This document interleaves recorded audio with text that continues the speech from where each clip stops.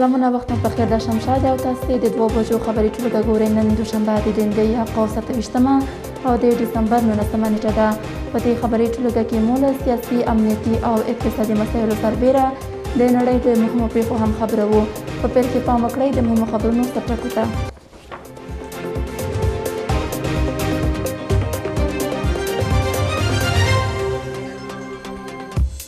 له پاکستانه د علماو یو پلاوی افغانستان ته راغلی. موخه یې پر فرضي کرښه د وروستیو لانجو پر سر خبرې دي.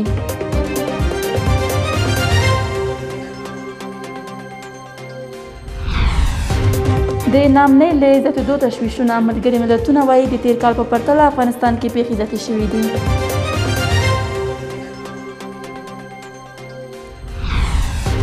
او کاناډا کې وسلوال برید ګڼ شمېر کسانو ته مرګ ژوبله اړولې ده.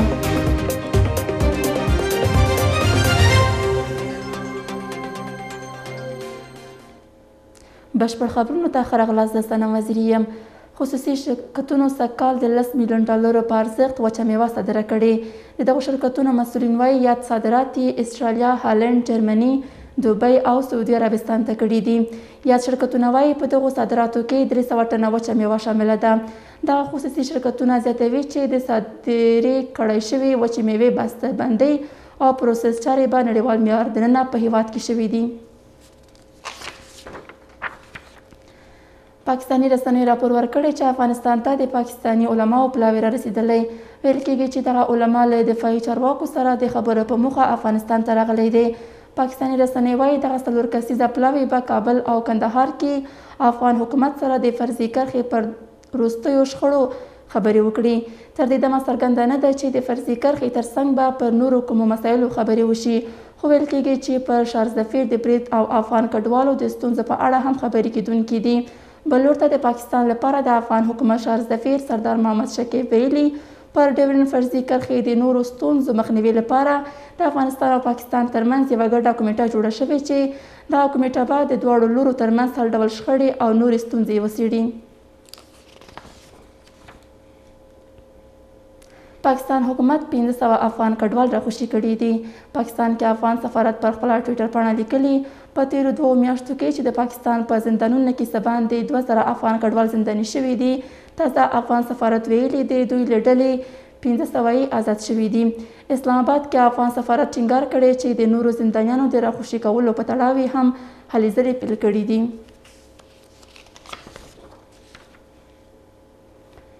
میدان وردګ ولایت کې د یوه مسافر وړونکي موټر د اوښتو له امله 14 تنه ټپیان دي. د 580 ډوله موټر نن سهار له سړک اوښتې چې له امله یې د 2 ښځو په ګډون 14 تنه ټپیان دي.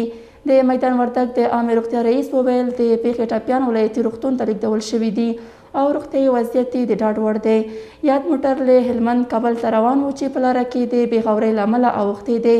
راپورونه وایي د میدان وردګ ولایت اړوند د کابل کندهار پر لویه لاره په تېره یوه اونۍ کې د ټرافیکو پیښو له امله نږدې 100 تنو ته مرګ ژوبله اوښتې ده.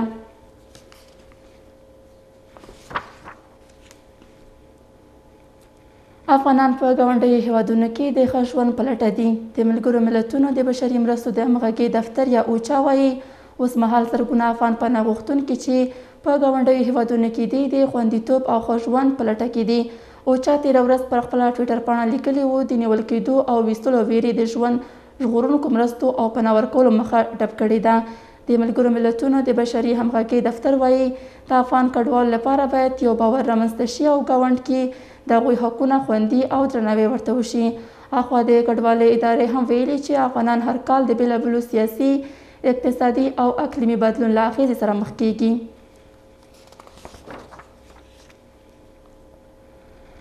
د اسلامي امارات بهرنیو چارو سرپرست وزیر له ایراني پلاوي سره کتلي. د بهرنیو چارو وزارت ویان حافظ ضیا احمد تکل پر خپله ټویټر پاڼه لیکلي مولوي امیر خان متکي له ایراني پلاوي سره د بهرنیو چارو وزارت په ودانۍ کې کتلي.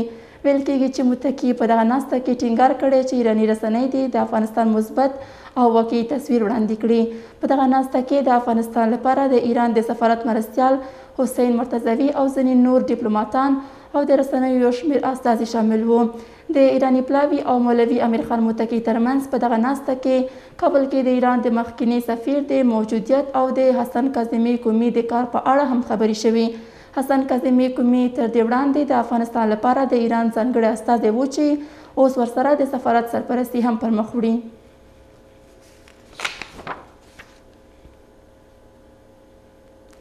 کندهار کې یو ځایي خبریال ځانوژنه کړې ده. د کندهار امنیه قمندانۍ مطبوعاتو دفتر رسنیو ته ویلي خبریال نصیر میرزایی په خپل کور کې ځان وژلی دی. د کندهار امنیه قمندانۍ د دغه خبریال د ځان وژنې لامل کورنۍ ستونزې یادوي، خو تر اوسه د دې خبریال کورنۍ د دې پیښې په اړه رسنیو ته څه نه دي ویلي.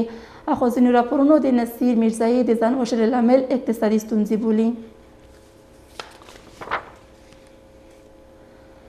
افغانستان کې 23 سلنه ناامني او 28 سلنه نښتې زیاتې شوي دي.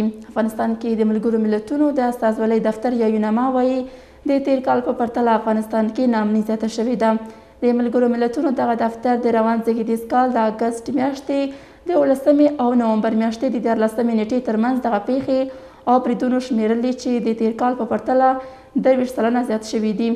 د دغه راپور پر بنسټ د کابل، کندهار او هرات ولایتونو په ګډون د افغانستان لویدیځو او جنوب ختیځو برخو کې زیاتې پیښې ثبت شوي دي. اخوا اسلامي امارت بیا د یوناما د دغه راپور په غبرګون کې څه نه دي ویلي، خو تر دې وړاندې ادعا دا ده چې د تیر په پرتله هیواد کې امنیت ډیر ښه شوی دی.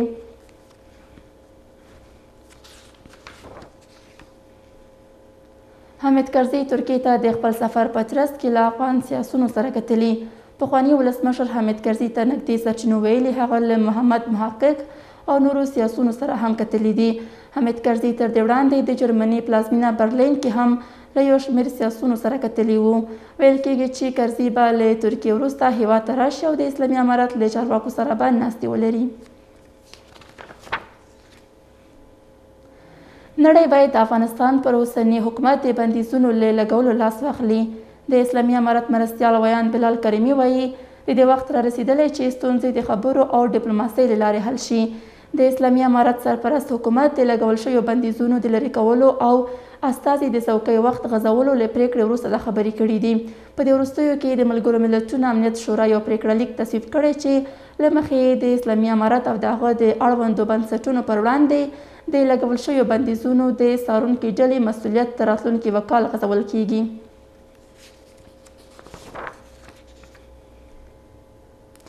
د پکتیکا، برمل او ګیان ولسوالیو کې له زلزله ځپلو سره مرستې دوام لري. تازه برمل او ګیان او د خوست ولایت سپیرې ولسوالیو کې د کډوالو د عالی کمیشنرۍ له لوري جوړ شوي ګټه اخیستنې ته وسپارل شول. د ملګرو ملتونو د کډوالۍ عالی کمیشنرۍ 990 کورونه جوړ کړي دي.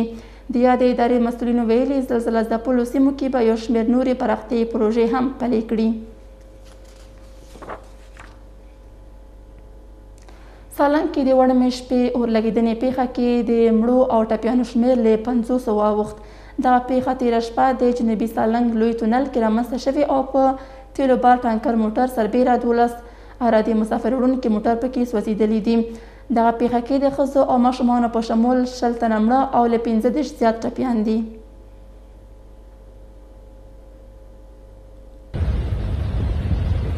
تېره شپه د سالنګونو لوی تونل کې په پټرولو بار د یو ټانکر موټر د سوځېدو پیښه رامنځته شوه چې اور لګېدنې ساعتونه دوام وکړ.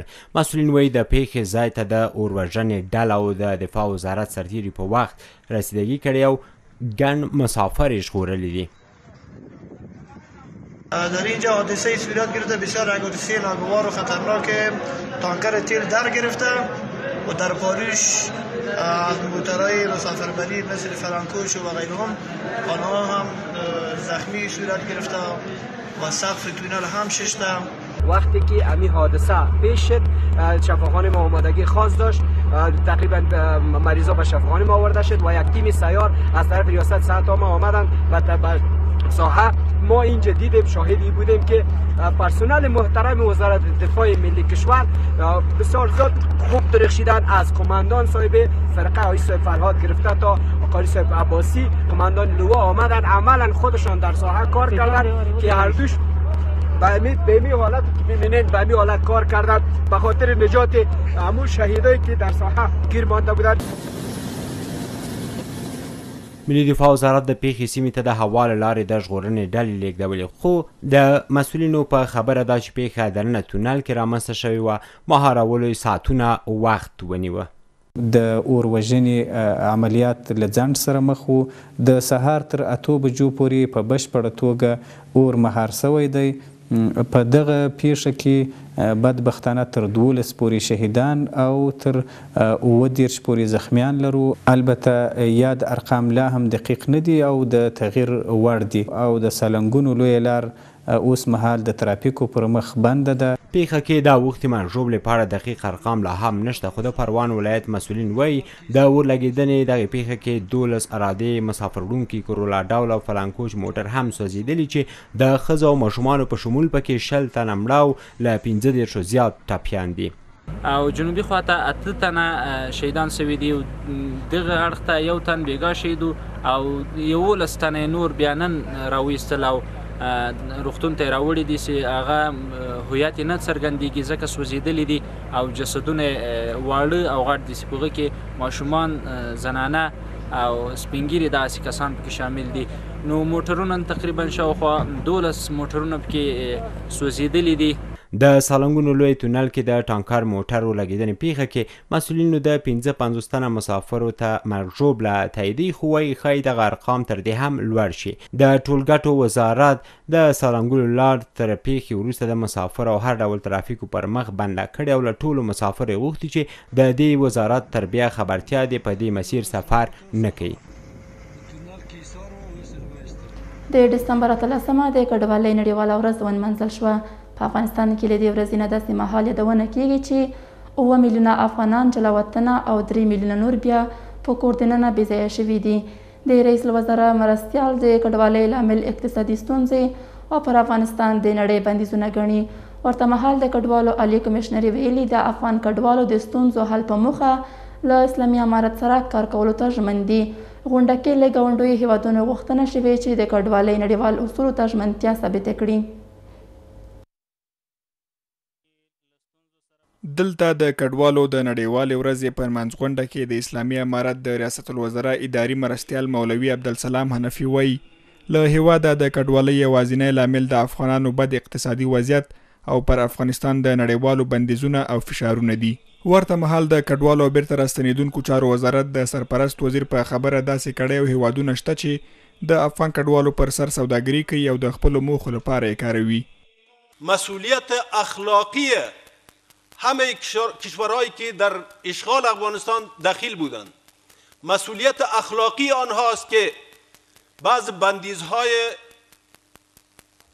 که کلاً با حقوق بشر چه با مطلق به حقوق انسانیت با همه قوانین بین المللی در تضاد است، باید او را رفع کنند. او کله نه کله داسې مافیاوې کړۍ هم شته پخوا هم اوس موجودې دي چې دلته افغانانو ته او یا په نړۍ کې یو نام په بل نام باندې په قاچاقبرۍ باندې خلک تشویق کړي او د خپله د پیسې د پیدا کولو دپاره ځان ته یو بزنس پیدا کړي، تجارت لاره پیدا کړي او هغه غریب قوم، غریب خلک او به تربیه او وړوکي ځوانان او ناپوه خلک دغه ته تشویق کړي چې د هجرت ته او یا د یو ملک نه بل ملک ته په قاچاقۍ ډول باندې یوسي هلته دی خپله استفاده تر وکړي.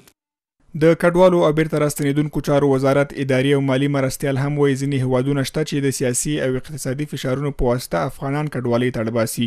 د محمد ارسلا خروټي په خبره افغان کډوالو سره د نړیوالو لخوا مرستې شوي دي خو ښکاره اغېزې نشته. مسؤلین وایي ګاونډیو او نورو هیوادونو سره چې افغان کډوال پکې میشت دي د ستونزو د حل په موخه خبرې او ناستې کړي دي. ځینې هیوادونه پر ځای دي چې د مهاجرینو پر راستنېدو او باثباته ادغام کې همکاري وکړي، هڅه کوي د افغانستان وضعیت کړکېچن وښیي او سره له دې چې د بشر دوستۍ دعوې هم کوي د سیاسي او اقتصادي فشارونو په واسطه افغانان اړباسي چې غیر قانوني کډوالۍ ته مخه کړي. د افغانستان لپاره د کډوالو د عالی کمشنري استازولي وایي د اسلامي امارت سره د افغان کډوالو د ستونزو په حل کې ژمن دي. موږ د افغانستان په ټولو ولایتونو کې کار کوو او خواږو چې داخلي بې ځای شوو سره مرسته کوو. د افغانستان په ټولو پولو کې له کډوالو سره مرستې شوي دي. موږ ټولو افغان کډوالو ته متوازنې مرستې رسوو او موږ په اوږدمهال کې د اسلامي امارت لا نورو مرستو او همکاریو ته ژمن یو. د کډوالو نړیواله ورځ په داسې مهال مانځل کیږي چې په ګاونډیو او نورو هیوادونو کې په سلګونه زره افغان کډوال له سختو ستونزو او نامعلوم برخلیک سره مخ دي. خو د افغانستان اسلامي امارت وایي هڅه یې دا ده چې د کډوالو ستونزې حل او هیواد ته یې راستانه کړي. د بیجینګ هغه پریکړه عاجلانه او ناسمه بلل کیږي چې خپل ډیپلوماتان او اتباع له افغانستان وباسي. کارپوهان وایي چین باید پر خپل تصمیم له سره غور وکړي او اسلامي امارت باید د امنیت د خوندیتوب پوره ډاډ ورکړي. څارونکي وایي د افغانستان په تړاو د پاکستان ستراتیژیک عمق هم تغییر نه دی کړی او کابل ته د خپل سفیر د نه رالیږلو سره غواړي نړۍ ته وښیي چې افغانستان ناامنه دی. اسلامي امارت بیا ټولو هیوادونو ته ډاډ ورکوي چې د ډیپلوماتانو امنیت به یې خوندي وي او کولی شي چې په افغانستان کې پانګونه وکړي. له هغې وروسته چې پر پاکستان سفارت ډزې وشوې او د کابل په شهرنو سیمه کې پر هوټل برید کې 15 چینایي وګړي ټپیان شول، بیجینګ له افغانستانه د خپلو اتباعو د ویستلو اعلان وکړ او اسلام آباد ویلي تر هغې خپل سفیر کابل ته نه لیږي چې افغان حکومت د بشپړ امنیت ډاډ نه وي ورکړی. باور دا ده چې پاکستان په قصدي ډول دغه کار کړی او د افغانستان په تړاو ستراتیژیک عمق کې بدلون نه دی راغلی. کارپوهان وایي له دې سره اسلام آباد غواړي چې نړۍ ته افغانستان ناامنه هیواد معرفي کړي. د پاکستان عمق د ستراتیژي د افغانستان په هکله تغییر نه ده موندلی، همدا چې خپل سفیر باسي په غیر مستقیم افغانستان او اوسنی نظام ته د شا له طرفه چاړه وهي او نړۍ ته ښیي چې افغانستان اوس هم د نړۍ لپاره ناامنه ځای دی، تر څو ځان لپاره یو بل کریډټ د یو بلې نایابتي جګړې لپاره طرح او پلان ولري. ځینې بیا د چین پریکړه چې پر خپلو اتباعو او ډیپلوماتانو یې له افغانستانه د وتلو سپارښتنه وکړه عاجلانه او ناسمه ګڼي او په باور یې له دې کار سره چین په لوی لاس د هغو کړیو پلانونه کامیابوي چې غواړي د کابل او بیجینګ ډیپلوماتیکي اړیکې خرابې کړي. زما په نظر دا تصمیم نادرسته تصمیم دی او ډیر ژر دی او دا د هغه دښمنانو چې د دغه پروګرامونو دپاره دغه اقدامات کړي دي د هغې پلان کامیابول دي. چین د افغانستان له ګاونډیانو یو له هغو هیوادونو دی چې په سیاسي، سوداګریزو او د پانګونې په برخه کې له افغانستان سره اړیکې خورا زیاته مخینه لري او د دغو اړیکو پالل ورسره مهم یادیږي. اقتصاد پوهان وایي د قانون او نورو بنسټیزو پروژو په برخه کې د چین پانګونه مهمه ده او باید له لاسه ورنه کړل شي. د چین سره د افغانستان اړیکې ډېره پخوانۍ مخینه لري، که هغه تجارت په برخه کې، که هغه سیاست په برخه کې او که هم په مجموع کې د پانګونې او اقتصادي فرصتونو په برخه کې. دا ټول د افغانستان لپاره ډېر مهم او اساسي دي. د چین د هېواد پانګونه د معادنو په برخه کې، په خپله د زیربناګانو په برخه کې او یا هم د هغوی مرستې د افغانستان په اقتصادي برخه کې دا ټول ډېرې مهمې دي. اسلامي امارت بیا دا مني چې د هغو هیوادونو لپاره چې غواړي په افغانستان کې پانګونه وکړي باید امنیتي ډاډ موجود وي. امارت ټولو هغو هیوادونو ته چې په افغانستان کې اتباع او ډیپلوماتان موجود دي د خوندي امنیت ډاډ ورکوي. ډاډ باید موجود وي د هیوادونو له لوري څخه چې دلته علاقه لري چې دلته واوسېږي او خپل سرمایه ګزارۍ ته او تجارت ته په ټولو برخو کې ادامه ورکړي. اسلامي امارت هم بلنه ورکوي او په دې برخه کې اسلامي امارت اطمینان ورکوي چې ټول هغه مراجع، هغه ډیپلوماتیک ساحې، هغه اسلامي امارت ډېر ورته جدي ده او دې ته به لا هم جدي وي تر څو په بشپړ ډول باید ډاډ رامنځته شي. باور دا ده چې د سیمې او نړۍ استخباراتي کړۍ هڅې کوي چې د افغانستان او نړۍ ترمنځ وروستۍ نیمبندې اړیکې هم خرابې کړي او افغانستان همداسې په نړیوالې سیاسي او اقتصادي انزوا کې وساتي چې کتونکي بیا په دې کې د افغانستان د ګاونډیو زیاته ونډه یادوي. ملګري ملتونه باید اسلامي امارت سره یو سیاسي ډیالوګ ته کیني. دا غوښتنه وروسته له هغې کېږي چې د ملګرو ملتونو سرمنشي وویل طالبان باید له نړیوالو معیارونو او نورمونو سره سم پر خپلو ژمنو عمل وکړي.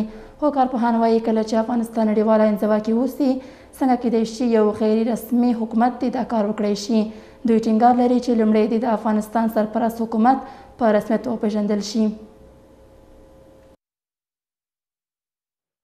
ملګرو ملتونو د دویم ځل لپاره هم د اسلامي امارت استازی ونه مانه خو پر طالب لوړپوړو چارواکو د بندیزونو د څار ډلې بیا خپل ماموریت تمدید کړ.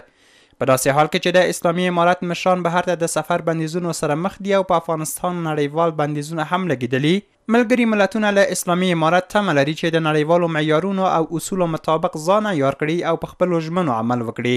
کارپوهان ملګري ملتونه د یو خپلواک سازمان په توګه د پوښتنې وړ بولي.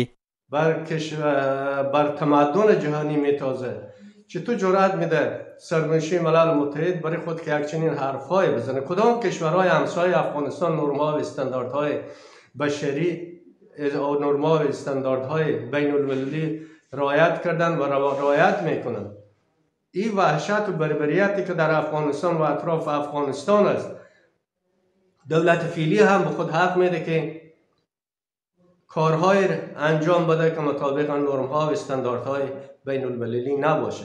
زمان ما میتونیم از این نرم‌ها و استانداردها گپ بزنیم که سازمان ملل متحد، شورای امنیت ملل متحد نظارت سالم و نظارت حاکم بر اوضاع داشته باشه. انتونیو گوترش د افغانستان د بشري حقوقو وضعیت د کتنې په برخه کې ویلي چې افغانستان باید د تبعیض، بېعدالتۍ، نابرابرۍ او له جزا د معافیت په برخو کې خپلې ژمنې عملي کړي. هغه په یو راپور کې له اسلامي امارت غوښتي چې نجونو ته په ټولو سطحو کې د تعلیم اجازه ورکړي او ښځو ته له محرم پرته له کوره د وتلو د حجاب په برخه کې پر لارښوونو بیا غور وکړي. تحلیل کوونکي وایي ملګري ملتونه باید د ګواښونو او ستونزو په اړه طالبانو سره مشترک بحث وکړي او دوی باید په رسمیت وپېژندل شي. پاملرنه نه کوي نو نړۍ ته پکار دی چې له هغه څه چې اندېښنه لري چې هغه د تروریزم د شتون مسله ده چې په دې وروستیو کې داعش تقریبا په افغانستان کې خپلو بریدونو ته زور ورکړی دی او د دې د خلاصون لپاره د نړیوالو مرستې او کومک ته ضرورت دی. په لومړي سر کې ډېره مهمه همدا ده چې افغانستان په رسمیت وپېژندل شي او د طالبانو سره نیغ په نیغه خبرو ته لاړ شي او په ګډه باندې پیښې ستونزې او یا په راتلونکي کې چې کوم ګواښونه سیمې ته او نړۍ ته پیښېدونکي دي په هغه اړه باید خبرې اترې وکړي. اسلامي امارت ویلي کورنیو چارو کې د نړیوالو فرمایش نه مني او هڅه کوي د خپلو ملي او اسلامي ګټو پر اساس مخکې ولاړ شي. طالبانو ملګري ملتونه د خپلو حقونو په برخه کې په بې انصافۍ تورن کړي دي. په نږدې یو نیم کال کې نه یوازې ملګرو ملتونو او د افغانستان سرپرست حکومت چارواکو خپل دریځونه نرم نه کړل، په دې وروستیو کې د نړیوالو موقف د افغانستان په تړاو لا سخت شوی او د افغانانو په ژوند یې منفي اغېز کړی. زموږ هغه نسل چې هغوی په دغه 12 لسیزو کې د ډاکټرا او لیسانس تر کچې پورې تعلیم وکاوه، هغوی د فرار په حالت کې دي ځکه په افغانستان کې کارونه نشته دی او په دغه همسایه هیوادو کې هم له هغوی سره غیر انساني چلند کیږي. په کار دا دی چې دغو ستونزو ته په کتو د طالبانو اداره د یو پراخ بنسټه حکومت د جوړولو چې په هغه کې علمي کادرونه او اتنیکي تنوع او همدارنګه ښځینه پکې ولیدل شي باید ډېر ژر اقدام وکړي. د افغانستان لپاره د یوناما مرستندوی ماموریت مرستیال مارک سپوتزل تېره اونۍ د مرکزي اسیا د بهرنیو چارو مرستیالانو په 18مه ناسته کې وویل چې د افغانستان په اړه د نړیوالو پام کمیږي خو دریځونه په سخت لیدو دي. په کابل ولایتونو کې د برېښنا پارچاوي لا هم دوام لري. ازبکستان څخه د وارداتي برېښنا په لیږد کې د ستونزو له امله ولایتونو په شمول کابل هم د برېښنا له کمښت سره مخ شوی. د افغانستان برېښنا شرکت ویاند وایي برېښنا لا هم عادي حالت ته نه ده راغلې او کوښښ کېږي چې په لنډ وخت کې پارچاوي له منځه یوسي. د افغانستان برېښنا شرکت وایي چې په کابل کې لا هم برېښنا عادي حالت ته نه ده راغلې خو 50 سلنه پرچاوي له منځه وړي. له څو ورځو راهیسې په مرکز کابل ولایتونو کې د برېښنا نشتون خلک له ستونزو سره مخ کړي او وایي چې په ورځو برېښنا نه لري. دولت د لوري څخه هم تماس ورسره نیول شوی دی، د مشرتابه د لوري څخه تاسو په جریان کې یاست، خبرې ورسره شوي دي، دوی هو ویلي دي خو تر دې مهاله پورې د قرارداد مطابق برېښنا موږ ته نه راځي بلکې یو سرکټ چې دی هغه وصل دی، یعنې 50% برېښنا تقریبا وصل ده او باقیه 50% لا تر اوسه نه ده وصل شوې او دوی وایي چې موږ کوښښ کوو چې دغه ستونزه چې څونه ژر کېدلی شي اواره شي. په ټولنیزو رسنیو کې ځینې دعوې کېدي چې برېښنا شرکت د ازبکستان څخه د برېښنا له درکه پور راوړی دی خو برېښنا شرکت وایي چې د ازبکستان هیواد پورې ورکړی او برېښنالید کې د تخنیکي ستونزو له امله خنډ رامنځته شوی. کوم شایعات او کوم خبرونه چې په سوشل میډیا کې لاس په لاس کېدل چې ګواکې د افغانستان برېښنا شرکت د ازبکستان هیواد پوروړی دی هغه بې بنسټه دي. موږ د ازبکستان هیواد پوروړي نه یو او کومې قرضدارۍ چې مو پخوا درلودلې هغه مو خلاصې کړي دي. د برېښنا اوسنۍ پرچاوۍ له امله فابریکې او سوداګري هم زیانمنه شوې، خو برېښنا شرکت وایي چې په همدې حالت کې هم د ورځې 10 ساعته برېښنا صنعتي پارکونو ته ورکوي. مسؤلین زیاتوي چې څه باندې 1000 جیبه ځمکه یې له غصب ژغورلې او څه باندې 80 میلیونه افغانۍ هغه پورونه یې راټول کړي چې کلونه وړاندې برېښنا شرکت د راټولولو هڅې کولې. موږ د دولتي دفاترو څخه تر دې مهاله پورې 1.1 میلیارد افغانۍ پیسې اخیستې دي په دغه موده کې او د دې ترڅنګ موږ هغه د برېښنا پوروړي کسان چې وه د هغوی څخه د 80 څخه تر 15 میلیونه افغانۍ پورې قرضې راټولې کړي دي. برېښنا شرکت وایي چې ازبکستان هیواد څخه وارداتي برېښنا ستونزه یې 50% هواره کړې او هڅه کوي ژر ټوله ستونزه هواره کړي. ورته مهال د بهرنیو چارو وزارت سیاسي مرستیال شیرعباس سانګزي هم د ازبکستاني چارواکو سره د برېښنا پر ستونزه غږېدلی او له هغوی افغانستان ته د قرارداد له مخې د برېښنا د ورکړې غوښتنه کړې. د امر بالمعروف او نهي عن المنکر وزارت سرپرست وایي د نړیوالو هیڅ ډول فشار ته به تسلیم نشي. شیخ خالد حنفي پروان ولایت ته د سفر پر مهال ویلي شرعي حدود عملي کوي او نړیوال دي اسلامي احکامو ته درناوی وکړي. حنفي وویل نړۍ سره هر ډول تعامل ته ژمن دي خو په خبره دا چاره د شریعت حکم دی او په هیڅ صورت به دغه برخه کې د نړۍ غوښتنو ته پام ونه کړي. د اسلامي امارات د امر بالمعروف او نهي عن المنکر وزارت سرپرست د یو پلاوي په مشرۍ پروان ولایت ته سفر وکړ. سرپرست وزیر خالد حنفي د یاد ولایت له ولایتي مسؤلینو، قومي مشرانو او عامو خلکو سره لیدنه کې د پروان ولایت مسؤلینو ته سپارښتنه وکړه چې خلکو سره له نرم چلند کار واخلي او په تدریجي ډول د شریعه احکامو تطبیق ته کار وکړي. قدرمندو مم کوشش دا کو چې جامعه کې اصلاح راولو به تدریجا اهم فالاهم فرض ته اسبق ورکو، سبقیت ورکو، اسبقیت ورکو، واجباتو ته اسبقیت ورکو به تدریجا. ذهن سازی مهمه ده. حنفي وروستۍ میاشت کې د هیواد په کچه د شرعي حدودو پلي کېدو ته په اشارې وویل دا لړۍ به جاري وساتي او دغه برخه کې به د نړۍ هیڅ ډول غوښتنې ونه منل شي. و هر کس اعتراض و مشکل داشته باشند امارت اسلامی قائل است که تعامل داشته باشیم ما شما همراه جهانیان با اساس تدبر و تکلم و از طریق مکالمه. خو البته با مقابله دین اسلام معامله هیچ وقت امارت اسلامی تیار نیست که ما شما معامله کنیم. سرپرست وزیر له سرتیرو وغوښتل چې د سر ویښتان یا څړې کمې کړي او همداراز د پاوز په لیګو کې د کامومره کسانو د جذب مخنیوي غوښتنه وکړه. د پروان ولایت ځایي امنیتي مسؤلینو بیا له امر بالمعروف وزارت له مسؤلینو سره د هر ډول مرستې ډاډ ورکړ. امر بالمعروف او نهي عن المنکر وزارت سرپرست تر دې وړاندې د 22 ولایتونو له ځایي مسؤلینو او خلکو سره هم ناستې کړي او هلته یې له خلکو سره د ښه چلند سپارښتنې کړي. اوس هم تمه لرو تر دمې وروسته بیرته راګرځو.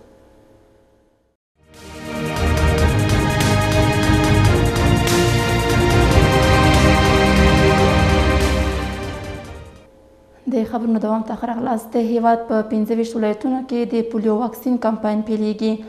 د پولیو واکسین مسؤلین وایي په دغه 4 ورځني کمپاین کې به 7 میلیونه ماشومان ته د ګوزړن ضد ناروغۍ واکسین ورکړل شي. د روغتیا وزارت ویلي لا هم په افغانستان کې د ګوزړن ناروغۍ 2 مثبتې پیښې شته او هڅه کوي دغه کچه 0 ته ښکته کړي. سبا په ټول هیواد کې د روان زیږدیز کال د پولیو واکسین وروستی کمپاین پیلیږي. روغتیا پالان له ټولو کورنیو غواړي چې له 5 کلونو کم عمره ماشومانو ته د ګوزړن ضد واکسین تطبیق کړي. د پولیو واکسین د اړیکو مسؤل وایي سبا به د هیواد په 25 ولایتونو کې د واکسین تطبیق لړۍ پیل شي او پلان شته چې 2 میلیونه ماشومانو ته به واکسین ترسره شي. د پولیو کمپاین د دوشنبه په ورځ چې د دسمبر 19 کېږي پیل کېږي. دا کمپاین به د هیواد په شاوخوا 25 ولایتونو کې تطبیق شي چې په ځینو ولایتونو کې به فقط هغه ولسوالۍ تر پوښښ لاندې ونیولې شي چیرې چې د پولیو ناروغي د خپرېدو لوړ خطر موجود وي. د دې کمپاین په ترڅ کې به څه کم 7 میلیونه ماشومان واکسین شي. په شرقي حوزه کې به دا کمپاین یوه اونۍ وروسته تطبیق کېږي ځکه هلته مخکې په نومبر کې یو کمپاین تطبیق شوی و. ورته مهال د روغتیا وزارت ویاند وایي په تیرو کلونو کې د پولیو یا ګوزڼ 2 پیښې ثبت شوې وي چې اوس مهال روغتیا وزارت د یادو پیښو د کمښت لپاره هڅې پیل کړي او له تیرو دورو پاتې ماشومانو ته به هم واکسین ترسره کړي. په د تیر یو کال کې چې کوم 8 کمپاینونه ترسره شوي دي او اوس چې کوم نه هم کمپاین ده، د دې هدف هم همدا ده چې هغه ماشومان د واکسین څخه پاتې کېږي. په دویم ځلي کمپاین کې د تطبیق شي هغوی ته واکسین. موږ په د تیر یو کال کې چې کوم یو 6 ملي کمپاینونه ترسره کړي، په هر یو کمپاین کې مو د 10 میلیونه په شاوخوا کې ماشومان ته واکسین هدف وو.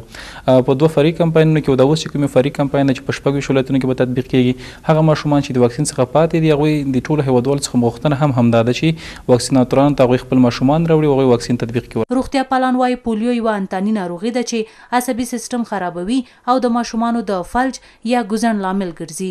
زړه بدوالی او سرخوږی او د ګیډې درد موجود دی. پرته له دې په دې کې چې دا فلجي پولیو ده شدیده هم وي او ورسره د اوږو شخوالی، د لاسونو او پښو د عضلاتو شخوالی هم رامنځته کېږي چې دا ډول پولیو ته فلجي پولیو ویل کېږي. هیره دې نه وي چې فلجي پولیو په زرو کې یو ناروغ په دې پولیو باندې یا په دې مرض باندې اخته کېږي. روغتیا پالان زیاتوي چې دا چې کم معافیت یا د پولیو نو واکسین د ګوزڼ لامل ګرځي، نو کورنیو ته سپارښتنې دا دي چې خپلو ماشومانو ته واکسین ترسره کړي. ګوزڼ یو خطرناکه ناروغي ده چې په اکثره مناطقو کې په کلونه سیر کوي او تر ضمن د ماشومانو د فلج او د ماشومانو د ګوزڼ باعث ګرځي او د هغې د آیندې د خرابوالي باعث ګرځي. نو هیله د والدینو نه همدا ده چې په خپلو وخت او په خپلو مراحلو کې خپلو ګلالیو ماشومانو ته د پولیو واکسین تطبیق کړي تر څو دغه نازولي ماشومان د دغه مشکلاتو او دغه آینده بحرانونو نه او د ګوزڼ نه خلاص واوسي او سالمه ټولنه او سالمه آینده ولري. د ګوزڼ نهمې دورې د واکسین کمپاین په داسې حال کې پیلېږي چې وړاندې تر دې 8 دورې د واکسین کمپاینونه ترسره شوي چې هره دوره کې 10 میلیونه ماشومان واکسین شوي چې دا دوره د ماشومانو د ملاتړ صندوق یا یونیسف ویلي چې دا ځل به د هیواد په ختیځو او سویل ختیځو ولایتونو کې 7 میلیونه ماشومان واکسین شي. تېره ورځ په هرات کې د ګوزڼ یا پولیو د واکسین کمپاین پیل شو. د هرات د واکسیناسیون مسؤلین وایي په دغه 4 ورځني کمپاین کې به د هرات ښار او ولسوالیو شاوخوا 270 زره ماشومان واکسین کړل شي. نن په هرات کې د ګوزڼ یا پولیو ناروغۍ واکسین چې 4 ورځې به دوام ولري پیل شو. د هرات د عامې روغتیا ریاست د مسؤلینو په خبره په دې دور واکسین کې به د ښار او په ځینو ولسوالیو کې څه باندې 270 زره ماشومان د واکسین څخه برخمن شي. د عامې روغتیا ریاست مسؤلین زیاتوي چې په تیر دور کې چې د پولیو او سرخکانو ګډ کمپاین ترسره شوی و 88% ماشومانو د پولیو او 93% ماشومانو د سرخکانو واکسین ترلاسه کړی و. در این دوره کمپاین 277,000 طفل زیر 5 سال مورد هدف ما و تیم ما قرار داره که اطفال در ولسوالی‌های شندند و همچنان نوایی از ولسوالی‌های انجیل که شامل بیجا شده‌های داخلی کمپ مسلخ و شیدایی هست و همچنان اطفالی که در ساحات نوایی شهری زندگی میکنند زیر پوشش قرار خواهد گرفت. در دور قبلی که کمپاین سرخکان همراه با پولیو داشتیم، ما در اطفالی که برای پولیو واکسین کردیم البته به صورت مسجد به مسجد کمپاین تطبیق شده بود به نسبتی که سرخکان با او همزمان داشتیم. 88% پوشش در دوره قبلی داشتیم برای پولیو و 93% پوشش برای سرخکان داشتیم. د هرات اوسیدونکو د خلکو څخه غواړي چې خپل ماشومان ته واکسین ورکړي ترڅو د دوی ماشومان د ګوزڼ ناروغۍ څخه د تل لپاره خلاص شي. ما در فامیل ما تقریبا 7.5 سال یک طفلی بود از واسه حاجی برادر ما که چند وقت پیش فوت کرد. تمام وجود از فلج بود. تمام ما فامیل دوستی فامیل ما با دست از این مشکل داشتیم. با خود ما همیشه هر لحظه که می‌دیدم اشک چشمام میومد به خاطر از که چری تو باشه. با همین خاطر بی تفاوت نبانیم و همیشه با واکسیناسیون همکاری کنیم. اگر شخص نمیره به واکسین نمیره، فردا بچه از او فلج میشه، فردا تا زمانی که بچه از او حیات داره او بسیار رنج میبره، غم میخوره و همون بچه از او تا زمانی که زنده دچار مشکلات میشه. هموطنان ما کوشش کنم در همین واکسین تلاش کنم. د هرات سیمه ییز مسؤلین واکسیناتورانو ته ډاډ ورکوي چې په پوره امنیت سره کولای شي ښار او ولسوالیو ته واکسین ورسوي. اگر از طرف مردم جای ذهنیت خراب است یا به طبق سابق ذهنیت خراب ما درباره واکسن در بعضی مناطق داشتیم، ما به خاطر از بین بردن اون ذهنیت ها نیز تمام ادارات دولتی و هم حوزات و ولسوالی ها به خدمت اینا هستند ان شاء الله. د یادونه وړ ده چې اوس مهال په هیواد کې د پولیو یا ګوزڼ ناروغۍ تر ډیره له منځه تللې ده او مخنیوي شوې ده. نذیر هاشمي، شمشاد نیوز، هرات. له شپږم ټولګي فارغ شوې نجونې راتلونکي تعلیمي کال ته اندېښمنې دي. دوی چې راتلونکي کال اووم ټولګي ته ځي وایي له راتلونکي نه خبره دي چې آیا ښوونځي ته تګ اجازه به ولري او که نه. افغان نجونې وایي زده کړې اساسي حق دی او له حکومته غواړي چې نور د تعلیمي بهیر نه ځنډوي. د شپږم ټولګي څخه فارغ شوي زده کوونکي راتلونکي تعلیمي کال ته اندېښمن دي. دغه زده کوونکي وایي چې شپږم ټولګی پای ته ورسوه، خو راتلونکي کال ته اندېښمن دي چې آیا اووم ټولګي ته د تلو اجازه به ورکړل شي او که نه. دوی له اسلامي امارت غواړي چې د نجونو پر مخ د ښوونځي پرانیزي او اجازه دې ورکړي چې نجونې خپلې زده کړې بشپړې کړي. شپږم صنف زده کوونکي او ازموینې مې ورکړې، اووم صنف ته کامیابه شوم. زه مې خپل راتلونکي ته ډېر په اندېښنه یم، ځکه چې د شپږم صنف نه پورته نجونې اجازه نه لري چې ښوونځیو ته لاړې شي او د ښوونځیو دروازې د هغې په مخ بندې دي. د حکومت نه مې غوښتنه دا ده چې زموږ پر مخ د ښوونځیو دروازې خلاصې کړي تر څو موږ وکولی شو چې خپلې پاتې زده کړې خواست تمام دانش آموزان از دولت امارت اسلامی این می باشد که در پهلوی این تصمیم اونا بتانند که طرح بازگشایی مکاتب دخترانه را به سال آینده روی دست کنند تا دختران بتوانند که به طور حضوری به دروسشان ادامه بدهند، چون تا وقتی که ما درس نخوانیم نمیتوانیم در امتحان ارتقا و همچنین امتحان کنکور ما نتیجه خوب بگیریم. بنابراین امید است که به سال آینده شاهد بازگشایی مکاتب دخترانه در سراسر کشور باشیم. زده کوونکي وایي تعلیم یې له اساسي حقونو څخه دی او په خبره دغه حق دې ترې نه اخیستل کیږي. دوی وایي زده کړې مو له نړۍ سره سیال کولی شي او د روښانه راتلونکي لپاره اړینه ده چې ټولنه کې نجونو ته هم د زده کړو زمینه برابره شي. در این عقیده هستم که باید مکاتب زودتر فرصت باز شوند. یک شرایطی که جامعه به سوی ثبات، به سوی توسعه و به سوی پیشرفت میره تحصیل می باشه. البته تحصیل برای تنها تحصیل ما برای اهل ذکور نیست، تنها ثبات و ترقی کشور توسط یک طبقه از کشور صورت نمیگیره، بلکه باید همه دست به دست هم بتن تا یک کشور به سوی پیشرفت و ترقی برسه. به لحاظ دینی هیچ اصول و یعنی هیچ قاعده وجود نداره که زنان را منع بکنه از فعالیت‌های اجتماعی و یا هم تحصیلشان یا زمو آموزششان منع بکنه. پس بنابراین باید حکومت امارت اسلامی باید درهای مکاتب برای دانشجویان باز بکنه. د پوهنتون استادان هم ټینګار لري چې اسلامي امارت د رسمیت پیژندنې او نړۍ سره د مثبت تعامل لپاره د نجونو پر مخ ښوونځي خلاص کړي او په باور یې که ښوونیز بهیر نور ځنډول کیږي زیاتره هیوادوال به کډوالۍ ته مخه کړي. شپږم ټولګي څخه پورته د ښوونځیو پرانیستل دا یو اړینه موضوع ده. حاکم نظام باید راتلونکي کال کې دې موضوع ته باید د پای ټکی کیږي، ځکه چې بهرني اختلافات او داخلي اختلافات په دې باندې لا نور زیاتوالی مومي. د بهرني اختلافاتو له جملې څخه د تعامل کموالی، د رسمیت پیژندنې پروسه کې ځنډ راتلل او په داخلي اختلافاتو کې د نظام سره جوړلس واټن، غیر قانوني مهاجرتونو زیاتېدل. له تیرو 14 میاشتو راهیسې له شپږم ټولګي پورته د نجونو پر مخ ښوونځي تړل شوي او شاوخوا 2 میلیونه نجونې له نامعلوم برخلیک سره مخ دي. دغه نجونې راتلونکي ته اندېښمنې دي او له اسلامي امارت غواړي چې د ښوونځیو په تړاو د غوڅه پریکړه وکړي. د هیواد شمال کې د طبي بوټي انجي کرکیله زیاته شوې ده. سمنګان یو له ولایتونو دی چې په دې وروستیو کلونو کې پکې بزګرانو د طبي بوټي انجي کرکیلې ته مخه کړې.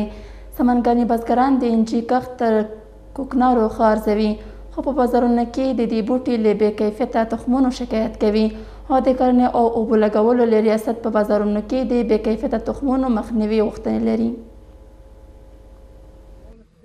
اینجا هغه طبي بوټی دی چې په دې وروستیو کلونو کې هیواد کې د کوکنارو ښه بدیل بلل شوی چې ګڼ شمېر سمنګاني بزګران یې کښت ته بې کچې خوښ دي. خدای بک ښار په بازارونو کې د دې قیمتي بوټي د بې کیفیته تخمونو له زیاتوالي شکایت کوي. و کسایی که بازار کردن از او فعلا نیالیش کسی در بازار نمیخره. نرخ نیالیش بسیار پایین است و او 35,000 که میخری او را معلوم نیست که تخم چی است و در آینده که برای او چی خواد بود و قیمت از او چند بود. بیخی ارجل است، هر رقم است، تخم خوبش نیست. هر کس میگه که بیا پیش من بخر، میگه ارجل است، هر رقم است برادر. من خواهشمند هستم که همین زراعت برادر تخم خوبش بیاره. بازار میبینیم تخمی اصلاح شده نیست، همه تخمای ارجل است. تخمی میری بعد تخمای قیمتش بالاست، چهیر است، گنده چهیر است، بذره است، هر بلاست. سمنګان ولایت کې د انج یو شمېر تخم پلورونکي او کاروباریان د بیلابیلو تخمونو په اړه داسې وایي. اولین مردم شکایت داره از تخم اینگ گریسی. اینگ گریسی بهترین اینگ است، خوبترین اینگ است. گپ همینجا است که 2 برابر اینگ اصلی حاصل میته. اینگ گریسی را کیلوی 7,000 یا 6,000 با میخره، اینگ اصلی را 14,000 یا 13,000 میخره و 2 برابر شیر میته. و اینگ اصلی خون اصلی است، خو اما بازار جهانی هم داره، بازار افغانستان هم داره. اینگ اصلی است. اینگ ایرانی هم هینگ است، به نام ایرانی تخم اینگ آمده. ما اگر امتحان کردیم بگوییم، خو شاید دروغگوی هم نشیم، امتحان کردیم که اینگ است. تخم اصلی را واسه زیاد مردم گاد گفتن میده ولی گاد نیست. گاد تخم گاد است که تخمه خراب مردم پاسن نمیشه مانده ولی گاد میگه گاند تخم کنه آمده هیچ گاد نداره است. په همدې حال د سمنګان ولایت کرنې او اوبو لګونې ریاست مسؤلان د کروندګرو یادې ستونزې مني او له بزګرانو غواړي چې د انجي تخم پیر پر مهال دی د کرنې ریاست له کارکوونکو مرسته وغواړي. همداراز د بې کیفیته تخمونو مخنیوي په اړه له خپلو هڅو خبر ورکوي. ریاست زراعت در تلاش است که یک جای مناسب، یک جای خوب را برای هینگ فروشان برابر بکنه و در ضمن توسط کارمندان فنی و مسلکی نظارت داشته باشه. و همچنان ریاست زراعت پلان داره با هماهنگی وزارت زراعت برای هینگ فروشان جواز فعالیت و جواز خریداری و فروش هینگ برابر بکنه. و هم از هموطنان خود خواهش میکنیم کسایی که تخم هینگ میخرن با ریاست زراعت مراجعه بکنه و توسط کارمندان فنی و مسلکی خریداری بکنن. د کوکنارو ښه بدیل اینجا هغه طبي بوټی دی چې په کم اوبو ان لالمه کې هم کرل کیږي. نو له همدې کبله سمنګان او د هیواد په ګڼ شمېر نورو ولایتونو کې کروندګرو کار ته مخه کړې ده. روح الله روحاني، شمشاد نیوز، سمنګان. په کندهار کې د آس غلونې لوبغاړي او مینوال د یادې تاریخي لوبې د ژوندي ساتلو او د معیاري لوبغالو د جوړولو غوښتنه کوي. د آس غلونې لوبغاړي او مینوال وایي د یادې لوبې د پیاوړتیا او ژوندي ساتلو لپاره د حکومت وخت پر وخت د آس غلونې سیالۍ جوړې کړي. د کندهار پاینو مینې ښارګوټي کې د آس غلونې سیالۍ یادې سیالۍ ته د کندهار ښار ترڅنګ د لیرې او نږدې ولسوالیو څخه سلګونه مینوال د نندارې لپاره راغلي وه. د آس غلونې په دې سیالیو کې د کندهار ښار او یو شمېر ولسوالیو ترڅنګ د هرات او هلمند ولایتونو آس غلونکو هم برخه اخیستې وه. د آس غلونې 40 لوبغاړو له یو بل سره د آسونو سیالۍ وکړه چې پایلوبه د کندهار د خاکریز د ولسوالۍ آس غلونکو وګټل. سیالیو ته ورغلي مینوال خوښ دي خو د یادې لوبې د ژوندي ساتلو او زیاتوالي غوښتنه کوي. دا ډېره ښه لوبه ده، ډېره خوندوره لوبه ده. موږ د سپین بولدک د محله څخه راغلي یو. دا ډېره خوندوره لوبه ده. په دې لوبه کې موږ هر کله دا لوبه کوو. موږ پر دې لوبه باندې ساعت تېرېږي. نونه جوړ شي، میدانونه ورته دغه شي، میدانونه ورته سم شي. دا غټه لوبه ده د وخته. لپاره مې غوښتنه دا ده چې په دغه بخش کې دغسې موږ ته نورې میلې هم را جوړې کړي امارت او په ټوله په سطح د جنوب غرب دپاره چې دغه خلک ورته تشویق کړي، نور اسان هم پیدا کړي او دغه میله یا دغه باندې نور راسه کمزورې نه سي. نور پرورش باید موږ ورکړو دې میلې ته او دغه ته سیالۍ ته. په هیواد کې د امکاناتو د نشتون او د حکومتونو د نه پاملرنې له امله د اسغلونې په شمول ډېرې نورې لرغونې لوبې له یاده وتلي او یا هم د عامو خلکو لخوا ډېرې کمې ترسره کیږي. په کندهار کې دا مهال د اسغلونې لپاره معیاري لوبغالي نشته چې اسغلونکي د اسغلونې په شمول د ټولو لوبو لپاره معیاري لوبغالو د جوړېدو غوښتنه کوي. غوښتنه مو دا ده چې موږ ته میدان وټاکي، رسمي میدان موږ ته وټاکي چې دا ستاسو میدان دی. موږ به ټولو د ولسوالیانو خلک دا اوس راغلي دي، د ولایتو خلک راغلي دي، د ډېرې لرې ځایه د هرات څخه د بایغس څخه میلمانه راغلي دي، د ډېرې لرې ځایه راغلي دي. خو شخصي میدان موږ د ځان نه لرو چې موږ میدان ولرو او موږ دا شخصي موږ ته ټاکه شوي چې دا ستاسو میدان. د حکومت څخه دا خواهش لرو چې موږ ته د اسانه میدان راکړي، د اسانه دغه د میلې ځای را برابر کړي. یو ښه میلې موږ ولرو، دغه ځوانان ګرده راغلي دي، دلته د اسانو دغه ته میلې ته راغلي دي. په ورته وخت کې د کندهار د بدني روزنې مسؤلین بیا د اسغلونې دغه سیالۍ د یادې لوبې د پیاوړتیا او ژوندۍ ساتلو یوه هڅه بولي، خو زیاتوي چې پر دې کار کوي تر څو په فدراسیون کې د ټولو لوبو په خاص ډول اسغلونې لپاره معیاري لوبغالي جوړ کړي. نو موږ خو یو دانه دا میدان ورته دغه کړی دی. په آینده کې مو کوشش دی چې د اسغلونې لپاره په کندهار کې یو غټ پراخه میدان جوړ کړو چې د مینوال د ناستې ځای پکښې او د دې لپاره مو د میلې لپاره هم د کندهار په ژړۍ ولسوالۍ کې هم ځای برابر کړی د اسانو د میلې لپاره. نو هلته هغو ته هم دا ځای دا زمینه برابره کړې ده. میلې مو انشاءالله تعالی کوشش دی چې ټولو اسغلونکو ته د اسانو د ځغاستې ځای برابر کړو. اسغلونه، نیزهبازي، غیږنیونه، درنخط، خوسۍ او د بزکشۍ په شمول ډېرې نورې لرغونې او دودیزې لوبې شته چې زیاتې له پامه غورځول شوي، خو په ډېره کمه کچه په یو شمېر لیرې پرتو سیمو کې د خلکو لخوا ترسره کیږي. د دې لوبو مینوال وایي د لوبو ژوندي ساتلو او د پیاوړتیا لپاره دي حکومت امکانات په کار واچوي او هم د وخت پر وخت سیالۍ جوړې کړي. قدرت الله رضوان، شمشاد نیوز، کندهار. خصوصي شرکتونو سږکال د 10 میلیون ډالرو په ارزښت وچه میوه صادره کړې. د دغو شرکتونو مسؤلین وایي یاد صادرات یې استرالیا، هالند، جرمني، دوبۍ او سعودي عربستان ته کړي دي. یاد شرکتونه وایي په دغو صادراتو کې 300 ټنه وچه میوه شامله ده. دغه خصوصي شرکتونه زیاتوي چې د صادره کړای شوې وچې میوې بسته‌بندي او پروسس چارې په نړیوال معیار دننه په هیواد کې شوي دي.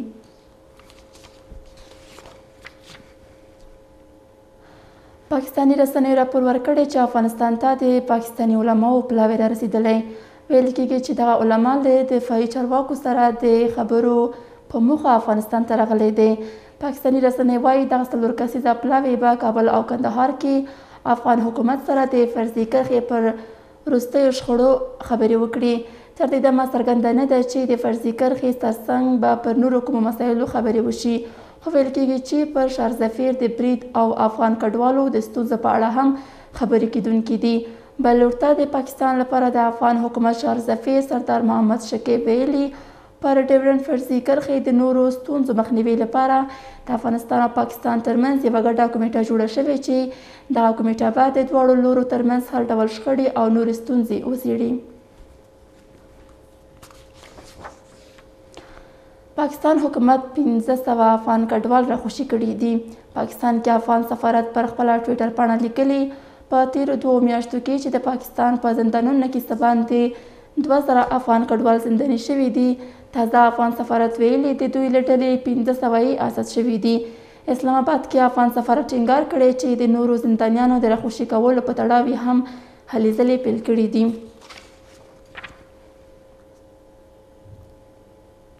میدان وردګ ولایت کې د یوه مسافر وړونکي موټر د اوښتو له امله 14 تنه ټپیان شوي دي. د 580 ډوله موټر نن سهار له سړک اوښتی چې له امله یې د 2 ښځو په ګډون 14 تنه ټپیان دي. د میدان وردګو د عامې روغتیا رئیس وویل د پیښې ټپیان ولایتي روغتون ته لیږدول شوي دي او روغتیایي وضعیت یې ډاډ وړ دی. یاد موټر له هلمند کابل ته روان و چې په لاره کې د بېغورۍ له امله اوښتی دی. راپورونه وایي د میدان وردګ ولایت اړوند د کابل کندهار پر لویه لار په تېره یوه اونۍ کې د ټرافیکو پیښو له امله نږدې 60 تنو ته مرګ ژوبله اوښتې ده.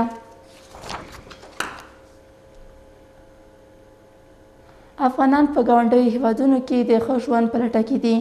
د ملګرو ملتونو د بشري مرستو د همغږۍ دفتر یا اوچا وایي اوسمهال زرګونه افغان پناه غوښتونکي چې په ګاونډیو هیوادونو کې دي د خوندیتوب او ښه ژوند په لټه کې دي. اوچا تېره ورځ پر خپله ټویټر پاڼه لیکلي وو د نیول کېدو او ایستلو ویرې د ژوند ژغورونکو مرستو او پناه ورکولو مخه ډب کړې ده. د ملګرو ملتونو د بشري همغږۍ دفتر وایي د افغان کډوالو لپاره باید یو باور رامنځته شي او ګاونډ کې د هغوی حقونه خوندي او درناوی ورته وشي. اخوا د کډوالۍ ادارې هم ویلي چې افغانان هر کال د بېلابېلو سیاسي، اقتصادي او اقلیمي بدلون له اغېزو سره مخ کیږي. د اسلامي امارت بهرنیو چارو سرپرست وزیر له ایراني پلاوي سره کتلي. د بهرنیو چارو وزارت ویاند حافظ ضیا احمد تکل پر خپله ټویټر پاڼه لیکلي مولوي امیر خان متکي له ایراني پلاوي سره د بهرنیو چارو وزارت په ودانۍ کې کتلي. ویل کېږي چې متکي په دغه ناسته کې ټینګار کړی چې ایراني رسنۍ دې د افغانستان مثبت او واقعي تصویر وړاندې کړي. په دغه ناسته کې د افغانستان لپاره د ایران د سفارت مرستیال حسین مرتضوي او ځینې نور ډیپلوماتان او د رسنیو یو شمېر استازي شامل وو. د ایراني پلاوي او مولوي امیر خان متکي ترمنځ په دغه ناسته کې کابل کې د ایران د مخکینی سفیر د موجودیت او د حسن کاظمي د کار په اړه هم خبرې شوي. حسن کاظمي تر دې وړاندې د افغانستان لپاره د ایران ځانګړی استازی و چې اوس ورسره د سفارت سرپرستي هم پر مخ وړي. کندهار کې یوه ځایي خبریال ځانوژنه کړې ده. د کندهار امنیه قومندانۍ مطبوعاتو دفتر رسنۍ ته ویلي خبریال نصیر میرزایي په خپل کور کې ځان وژلی دی. د کندهار امنیه قومندانۍ د دغه خبریال د ځان وژنې لامل کورنۍ ستونزې یادوي، خو تر اوسه د دې خبریال کورنۍ د دې پیښې په اړه رسنیو ته څه نه دي ویلي. اخوا ځینې راپورونو د نصیر میرزایي د ځان وژنې لامل اقتصادي ستونزې بولي. افغانستان کې 23% ناامني او 28% نښتې زیاتې شوي دي. افغانستان کې د ملګرو ملتونو د استازولۍ دفتر یا یوناما وایي د تیر کال په پرتله افغانستان کې ناامني زیاته شوې ده. د ملګرو ملتونو دغه دفتر د روان زېږدیز کال د اګست میاشتې د 18 او نومبر میاشتې د 14 نیټې ترمنځ دغه پیښې او بریدونو شمیرلي چې د تیر کال په پرتله 23% زیات شوي دي. د دغه راپور پر بنسټ د کابل، کندهار او هرات ولایتونو په ګډون د افغانستان لویدیځو او جنوب ختیځو برخو کې زیاتې پیښې ثبت شوي دي. اخوا اسلامي امارت بیا د یوناما د دغه راپور په غبرګون کې څه نه دي ویلي، خو تر دې وړاندې ادعا دا ده چې د تیر په پرتله هیواد کې امنیت ډیر ښه شوی دی. حمید کرزي ترکیې ته د خپل سفر په ترڅ کې له افغان سیاسونو سره کتلي. پخواني ولسمشر حمید کرزي تر نږدې سرچینو ویلي هغه له محمد محقق او نورو سیاسونو سره هم کتلي دي. حمید کرزي تر دې وړاندې د جرمني پلازمینه برلین کې هم له یو شمېر سیاسونو سره کتلي وو. ویل کېږي چې کرزي به له ترکیې وروسته هیواد ته راشي او د اسلامي امارت له چارواکو سره به ناستې ولري. د 2 بجو خبري ټولګام په همدې ځای پای ته رسېږي. له ملتیا نړۍ مننه. پاتې ورځ نیکمرغه.